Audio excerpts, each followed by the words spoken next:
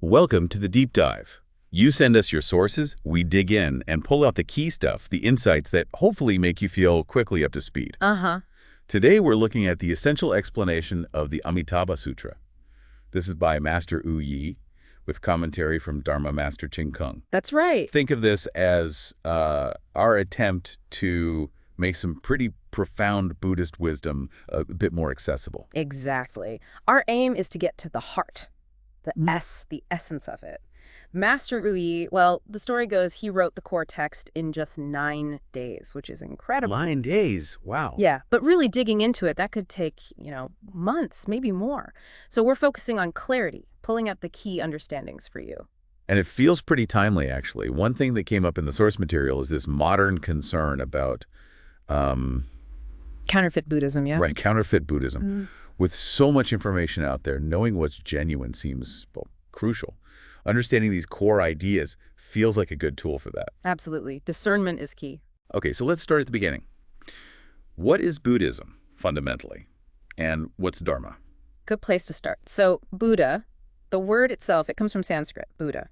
It means essentially wisdom and awakening. Wisdom and awakening. And interestingly, the early translators, they had so much respect, they often kept the original sound Buddhaya rather than translating it directly. It was a sign of reverence.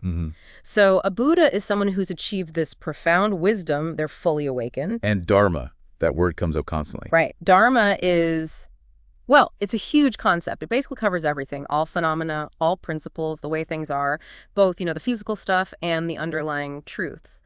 It's what a Buddha awakens to. The object of awakening. Precisely. And here's a key point, something that might be a bit different from, say, typical Western thought. Buddhism teaches that the Buddha, the subject, the one awakening, and the Dharma, the object, what's realized, are ultimately one, fundamentally interconnected, not separate. This really sets it apart from philosophical traditions that maintain a strict subject-object split. And it's also distinct from how Buddhism views religion generally, which falls under doctrines and specific practices. So it's less about a separate me getting enlightened and more about realizing this underlying unity. You've got it. That's a really core idea. Now, thinking about why someone would study Buddhism, the source contrasts, everyday hopes. Like getting a better job, making more money, that sort of thing. Exactly. Or just wanting protection, feeling safe. Contrast those with the real aim, which is summed up as nyingzi. Okay, break that down for us. It means breaking through delusion, achieving enlightenment, and this is key liberating ourselves from suffering. It's a much, much deeper goal than just worldly success. Yeah, sounds it. Definitely. The ultimate goal has this very specific Sanskrit name, Anuttara Samyak Sambuddhi. That's a mouthful. It is. But it translates beautifully as unexcelled, complete, perfect enlightenment. Or, in more modern terms, you could say ultimate and perfect wisdom. So the focus is really on wisdom. Absolutely. It's the pursuit of wisdom, not just, blind faith. Wisdom is what actually solves problems. It leads to understanding the truth of the universe, the truth of life. That process is described in stages. Initial awakening, then profound awakening, and finally, seeing one's true nature. Okay, this ultimate wisdom, where does it come from? Do we have to, go out and find it somewhere? Well, this is maybe the most profound part. This ultimate wisdom, it isn't external. The Buddha taught it's jiminda. Yeah. Yeah, meaning it's inherently possessed. It's already inside all sentient beings. And that's a broad category, not just humans. Wait, if we already have this perfect wisdom, why isn't everyone enlightened? What's blocking it? Ah, yes. The big question. The Flower Adornment Sutra has this famous line. Chija. Okay. Translation. It means something like, all sentient beings already possess the wisdom and virtuous qualities of a Buddha, but because of deluded thoughts and hood attachments, they just can't realize it. Deluded thoughts and attachment. Exactly. Those are the culprits. Deluded thoughts, the qin, create what are called obstacles to knowledge, and attachments, they create afflictions or emotional disturbances. Like clouds covering the sun? That's a perfect analogy. They obscure our inherent wisdom. So the practice is about clearing away these clouds. When you remove them, the wisdom naturally shines through. That's why it said Which means? Perfect Buddhi, or enlightenment, ultimately returns to having obtained nothing. Because, you see, it was always there to begin with. You didn't gain something new, you just uncovered what was innate. Okay, so the practice is about clearing these clouds. How do we actually do that day to day? Is it just sitting and meditating for hours? Meditation is important, for sure, but the Buddha emphasized guanzhao. Think of it as contemplation or mindful reflection, but applied to everything. Everything, like washing dishes. Absolutely. Getting dressed, eating, working, talking to people, bringing awareness that you've prajna wisdom into every single moment. That's the practical application. The Buddha and his disciples, they lived this way. Constant mindful awareness. A continuous state of presence. Now, the sources also mentioned the Bodhisattva path and Bodhisattva conduct. How do they fit in? Right, those are sort of the two wings of the practice. The Bodhisattva path, Pus Tu Dao, is about maintaining Wu awareness without delusion, keeping that awakened mind steady in all circumstances, good or bad. And Bodhisattva conduct. Busas, that's the outward expression, acting correctly, skillfully, without error in all our interactions. It's living out that inner awareness. And underpinning all of this, there's the idea of the three refuges. Precisely. The Sanghi, taking refuge in the Buddha, the Dharma and the Sangha, this is the absolute foundation. It's the core commitment for anyone walking this path, like aligning yourself with these guiding principles. Okay, let's unpack those. Refuge in the Buddha, what does that mean practically? Taking refuge in the Buddha means striving for awareness without delusion. It's about cultivating that awakened quality in yourself and recognizing it as the goal. And refuge in the Dharma. That's seeking right knowledge and right views. Aligning your understanding with reality, with the Buddha's insights. It's about learning the principles and applying them, sometimes called nubiri, entering the Buddha's knowledge and views. Makes sense. And Samma. Refuge in the Sangha points towards purity without defilement, specifically keeping our six senses, sight, sound, smell, taste, touch, and mind pure, uncontaminated by negativity, cultivating inner purity. So these three: awareness, right views, purity. Exactly. Zhu Zhongjing. Many practitioners actually repeat the refuge vows daily as a constant reminder. The whole point is to cultivate these qualities, awareness, rightness, purity, to counteract their opposites. Delusion, wrongness, and defilement. Which are what keep us stuck in the cycle of rebirth. That's the idea. Stuck in, yu, dao luhi, the six realms of rebirth. Cultivating yu, yi is the way out. Okay, that provides a really solid framework. Now let's zoom in on the Amitabha Sutra itself. The sources mention its original title was quite long and descriptive. Yes, that's right. The original title, reflected in some translations like Master Xuanzang's, is Yu Yo E. Whoa, let's break that down. Okay. It means something like Sutra on the praise of inconceivable merit and virtue and the protection by all Buddhas. Praise, inconceivable merit and virtue, protection by Buddhas.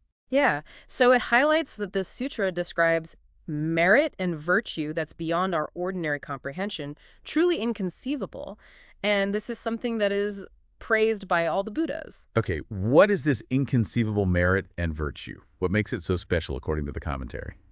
Well, the commentary defines the two parts. Gong, the merit, is achieved through Ziqiming hao vi xin buluan, meaning wholeheartedly upholding the name, specifically the name of Amitabha Buddha, with a focused, undistracted, unified mind. That's the merit part. Okay, holding the name, and the bei, the virtue. The virtue is Dai Yi Wang Sheng, Dun Cha Yuan Jing.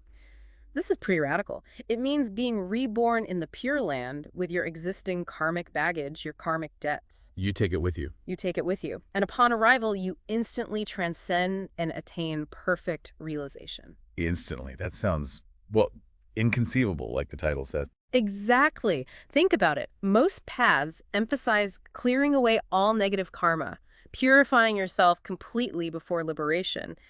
This is saying through Amitabha's power and vows, you can essentially arrive as is and still reach that ultimate state almost immediately.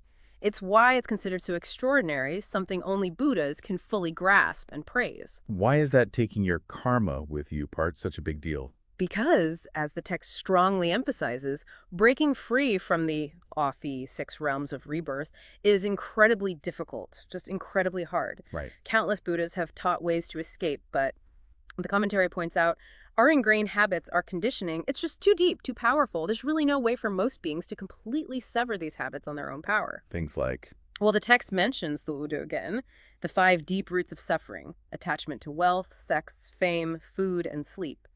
Plus the classic, Samdu, the 3 poisons, greed, anger, and ignorance. The big 3. Yeah. Combine those deep-seated tendencies with all the external temptations. It's like swimming against a massive current. So genuine awakening, really seeing the danger of this cycle and wanting out, is actually quite rare. It sounds like climbing Mount Everest without oxygen, the traditional way. That's a good way to put it. Very steep, very challenging. Which is why the commentary stresses the constant exposure to the Dharma, the teachings, is so vital, day after day, without break. Like soaking in it. Exactly. In the past, disciples would stay with their teacher constantly. Today, maybe we use technology, but the principle is the same. Regular immersion. The text suggests that consistently really listening deeply to one particular sutra can lead you into samadhi, deep concentration. And concentration leads to? Peiwu enlightenment. Oh, wisdom arises from samadhi, from that focused stillness. There's that old saying, oh. Read a book 1,000 times, and its meaning reveals itself. Right. Deep, focused repetition brings understanding. But the Pure Land school offers this very direct shortcut. Which is? Wholeheartedly upholding the name of Amitabha Buddha. Just focus on that name. Bodhisattva Mahastamaprapta, who represents wisdom in this tradition, summed it up. Okay, what's that mean? Gather in the 6 senses. Don't let them scatter outwards. Let pure mindfulness of Amitabha continue unbroken. Don't rely on other complex techniques. And naturally, your mind will open. Enlightenment will arise by itself. Wow. That sounds very streamlined. It is. It's presented as the most direct and accessible path, especially for beings in our current age. Now let's talk about Amitabha Buddha and the Western Pure Land. This is central. How should we approach Amitabha? Great question. When thinking about the Western Trinity Amitabha and the 2 bodhisattvas Avalokiteshvara or Guanyin and Mahastamaprapta, the source is clear. See them as Laoshi, teachers, guides, not as Shenming, deities you just pray to for favors in the conventional religious sense. Amitabha is our Binshi, our fundamental teacher on this specific path, the guide to the Western Pure Land. Shakyamuni Buddha himself, the historical Buddha, pointed us towards Amitabha. And the 2 bodhisattvas flanking him, Guanyin and Mahastamaprapta. Right. Avalokiteshvara, Guanyin, embodies vast compassion, the active desire to relieve suffering. Mahastamaprapta, as we mentioned, represents supreme wisdom, and his wisdom is shown in choosing this very method. He sees that as the wisest, most effective practice. So compassion and wisdom. Exactly. Guanyin's compassion urges everyone towards this practice because it guarantees liberation in this lifetime. That's the compassionate aspect. And the virtue or benefit, again, is that going to the Pure Land with your karma intact. Made possible by Amitabha's vows. Yes, his 48 incredible vows. This is revolutionary, inconceivable in many other traditions that demand you purify everything first. And crucially, rebirth there is described as Aji, you go while alive, fully conscious. It's not like ordinary death and then maybe rebirth. It's a conscious transition. A conscious transition while alive. That is different. What about the last part of that original title, protection by all Buddhas? Right. Ooh, protection here means the Buddha's actively guiding others towards this path because it's so effective. And Shunyan, mindfulness or protection, also refers to our own self-cultivation, being mindful of this path, because this method ensures you reach unsurpassed bodhi, ultimate enlightenment in one single lifetime. It offers true freedom from the cycle, no more death in that ultimate spiritual sense. Now, the title most people know is Master Kumararjiva's translation. Yeah. The Buddha speaks of the Amitabha Sutra. Yes, a much more concise title. And the commentary points out how powerful it is. It directly points to the core, Amitabha, and the practice. Reciting his name? And the hu, Foshuo, spoken by the Buddha part, is significant too. Hugely significant. It means Shakyamuni Buddha taught this himself, and apparently he did so with great joy, Changya Ben Huai. Why? Because this teaching offers everyone the chance for becoming a Buddha in just one lifetime, not just escaping the lower realms, but full Buddhahood. That's quite a promise. It is, and Ainhitu, Amitabha's name, literally means ach wu liang, immeasurable. Immeasurable light, immeasurable life, but fundamentally immeasurable awakening, acha wu liang ju. And that immeasurable awakening naturally includes those three qualities we talked about. Ache, awareness, rightness, purity. Okay. And the word Jing Sutra. Briefly, it means the teaching is Fuikichi. It accords perfectly with ultimate truth, and it's perfectly suited to the capacity of the listeners, especially us now. It also carries 4 classic meanings. Ekwin, it threads together key principles. It gathers or encompasses essential practices. Ekwin, its truth is constant and unchanging. And Fa, it's a model or standard to follow, like a perfect blueprint. Got it. The source then talks about the Eki, Kiksinti, the foundational basis. What's that referring to? It's explaining that all Mahayana sutras like this one are ultimately based on Ik Sinyang, ultimate reality, the true nature of things. Different sutras might use different words for it. Like the Flower Adornment Sutra uses Eki Ijin Faji. The Surangama Sutra uses Ik Lulais. But they're all pointing to the same fundamental truth of reality. How can we grasp that reality? It sounds pretty abstract. It is hard from our ordinary perspective. The commentary uses an analogy of dimensions. Like a 2D being can't really conceive of 3D space. Our current perception, limited by delusion and attachment, prevents us from directly experiencing higher realities, like the 10 Dharma realms, or even the Oyo 6 realms of rebirth in their true nature. Delusion and attachment create the walls of our perceived dimension. Exactly. Buddhist practice, especially developing Dingang, meditative concentration, is presented as the way to break through these limitations. It offers a way to perceive reality more directly, beyond what purely intellectual or scientific methods can reach. And there's that story about Master Zia. Yes, a fantastic illustration. Master Z, a great historical master, entered a deep samadhi state, and while in that meditation, he actually heard the Lotus Sutra being preached, as if he were present on Vulture Peak with the Buddha, transcending time and space. It shows the power of meditative attainment to access deeper layers of reality. Understanding these truths, seeing reality as it is what leads to Zen, liberation, and true freedom. It's the opposite of being trapped and constrained by the cycle of rebirth. Okay, this brings us to the real core of the practice according to this sutra. Faith, vow, and practice. Let's start with faith. Seems like there are multiple layers to it. Indeed. The commentary breaks down beautifully into 5 key aspects. First, faith in oneself. Faith in myself. How so? Believing in your own inherent Buddha nature. Deep down, your potential for enlightenment is exactly the same as any Buddha's. All beings are fundamentally already Buddhas. This isn't arrogance, it's recognizing your true potential. And it helps avoid self-pity, too. Your current confusion, is temporary. It doesn't have a solid, permanent basis. Okay, believe in my potential. What's next? Second, faith in the Buddha or faith in others. This means trusting Shakyamuni Buddha's teachings, what he taught is true, and the path works. And specifically here, trusting Amitabha Buddha, his vows are real, his Pure Land exists. It also means trusting that all Buddhas recommend this path. There's a line, the reason all Buddhas appear in the world is ultimately to reveal Amitabha's ocean of vows. So it's got universal endorsement, basically. That's the idea. Third, faith in cause and effect.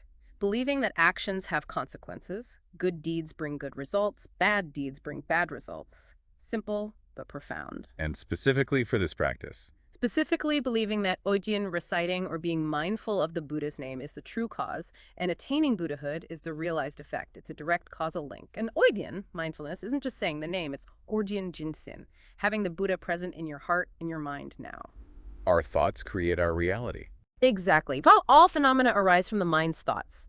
A lonely mind manifests, only consciousness transforms it. So you absolutely must cultivate good thoughts, thoughts aimed at benefiting others, and let go of bad thoughts, the self-centered ones. Makes sense. What are the last 2 aspects of faith? Fourth is faith in phenomena, or faith in the facts.